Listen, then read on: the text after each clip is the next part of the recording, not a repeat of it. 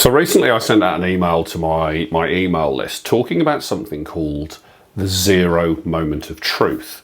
And what I'm going to do in this video is actually tell you what exactly that really weird thing is and what it means. But first, I want to tell you a little story.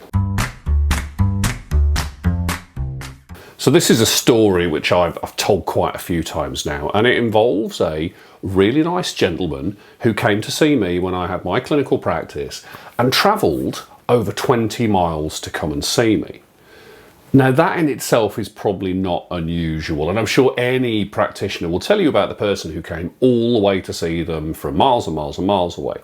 And this person, when they came to see me, went past probably about 8 or 9 other people that could solve his problem. But he came to see me anyway, and I asked him, as I did back then, I asked all the patients, why did you choose me? How did you find me? And what he told me was really quite interesting. And he said he saw a video of me online, something completely unrelated to his problem, but instantly connected with me and said, that's the guy I want to treat my foot problem. And that is a massive ego boost, knowing that somebody has travelled specifically to see you and have come a really big distance. And that is the zero moment of truth. Now, some of you watching this will remember a book called The Yellow Pages. It's an old book. It's yellow and it had pages. And over the years, it's got smaller and smaller and smaller because it's become less and less useful. But what used to happen was you had a problem, that's your stimulus. You would then go to the yellow pages, you would look in the category to solve that problem. You'd pick the first person or the person with the biggest advert, because obviously if they've got the biggest advert, they must be better. And you would call through those people until you got somebody who could offer you an appointment, come out and see you, whatever service it was. And that was the first moment of truth. That is the first point in which you got to actually see what that person could do and actually see in real life how they could help you. And it was from that point onwards whether you decided if they were any good and you go back and see them again, or if they were any good, you'd actually tell your friends and you would get that word of mouth. And in some ways that word of mouth is critical. And it's one of the most common arguments I get from people about not using social media is that they get all of their patients and clients through word of mouth. And what I need to tell you is this: social media is the modern word of mouth. So let's look at where the zero moment of truth fits into this whole picture. We've already got the first bit here, which is the stimulus. This is the problem. This is the thing which is making people seek a solution. They then pick up the yellow pages, they have a read through, they pick the first person in that category, they give them a call, they get an appointment. Brilliant. That is then, when they get the appointment, that's the first moment of truth. That's when they see the practitioner for the first time. That's where the practitioner treats them, provides them with a solution to their problem. You then have the second moment of truth. And the second moment of truth is that point where they come back again, or where you've got a treatment protocol which is going on over a number of treatments. And it's usually at this point that they would refer you to other people, which could be the stimulus for somebody else to get a treatment from you. The question is, where does the zero moment of truth fit into all of this? And the answer is here. This is the zero moment of truth at this point. This is the point where they have a problem, that's the stimulus, and instead of picking up the yellow pages and having a look for the nearest practitioner at the top of the list, they go online and they will do a search to find somebody who can solve their problem. And what we want is we want them to find you. And that you we want them to find is a you that they can know, like and trust.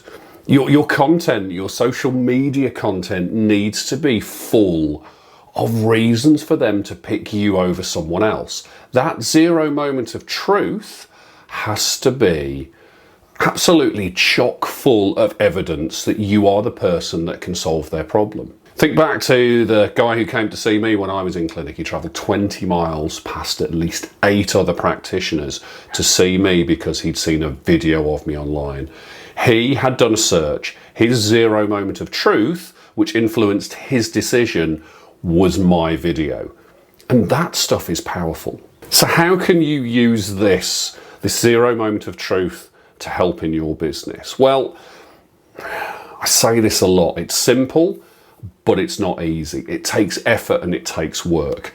But there are 3 things which you can do today which will really help with that. You know I'm going to say it. The first thing is video. The first thing is video. If you've got a video online, oh man, the things which you can do with video to create trust and rapport are just amazing. I don't think for a moment that he would have come to see me if I'd have just had a nicely worded post somewhere which talked about how I could help him. He needed to have that connection with me over video. So for me, video is an essential part of this. But I do appreciate that some of you just aren't ready. The second thing is make sure that you understand the problem they're having and you're able to show it. What I mean by this is, if you are trying to attract patients with a particular problem or pathology, and I'll use ingrowing toenails because it's always the one I go to, you've got to make sure that you understand intimately what having an ingrowing toenail is stopping them from doing, the pain that it's causing them, the problems that it's causing them, and most importantly, the possibility that you can offer them by having that treated with you. And this comes down to knowing your client really, really well, knowing your ideal client inside and out, both the demographics, so age and that kind of thing, but also the psychographics. How do they think? What motivates them? What excites them? What annoys them? And if you can get really deep into that and you can articulate it as part of your social media, it makes that zero moment of truth so much easier. It makes their buying decision so much easier. Third thing is you have to be consistent. This is not a one-hit wonder. This is not a thing where you can put one piece of content out and that's it.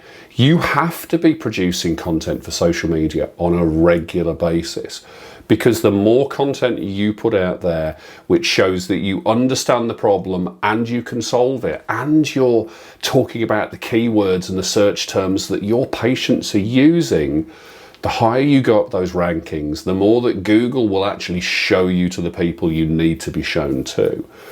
But without that consistency, you're looking for the one magic thing, and it just doesn't exist. I hope that you can see from this just how important that zero moment of truth is, just how important that information online is to get know, like and trust, to make sure that your patients and your clients are going to pick you because you are the person who shows up and shows them that you can solve their problem.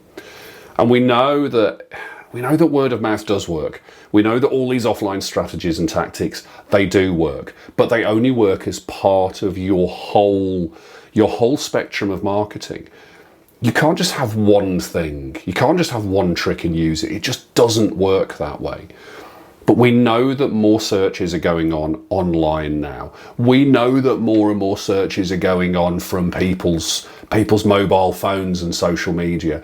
We know that people are using the paper-based things like the yellow pages less and less and less. And if you're not using this kind of stuff to your advantage, you're letting your business down, you're letting yourself down, and you're letting your patients down. Because you've got a really good product which can really help them, and you're being selfish if you don't tell them about it.